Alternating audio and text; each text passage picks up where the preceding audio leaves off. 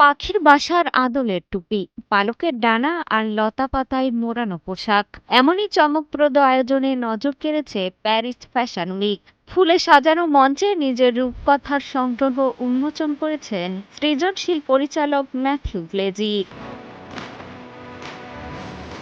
স্বচ্ছ স্কার্ট ও জ্যাকেটের ওপর সবুজ লতার সূক্ষ্ম এমব্রয়ডারি, পোশাকের পেছনে সাদা পালকের ডানা, কোথাও আবার অ্যাপ্লিক ও এমব্রয়ডারিতে রাজহাঁসের মনোমুগ্ধকর নকশা। প্যারিসের র্যাম্প শো যেন পরিণত হয় এক রূপকথার গল্পে।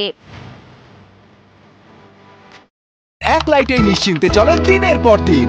Walton emergency bulb, the best emergency bulb. মঞ্চে ছিল তারকাদের ঝলক, কিংবদন্তি অভিনেত্রী Catherine Dennings, Tilda Swinton, Alexa Demie এবং পেড্রো পাস্কেল সহ জনপ্রিয় সব তারকাদের উপস্থিতিতে জমকালো হয়ে ওঠে প্রদর্শনী। ফ্যাশন সমালোচকদের মতে ম্যাথিউ গ্লেজি আবারও প্রমাণ করলেন ফ্যাশন শুধু পোশাক নয়, এটি হতে পারে গল্প বলার এক অসাধারণ শিল্প। তার এই সংগ্রহের কল্পনা, কারুশিল্প এবং আধুনিক নকশা মিলেমিশে তৈরি করেছে এক অনন্য অভিজ্ঞতা।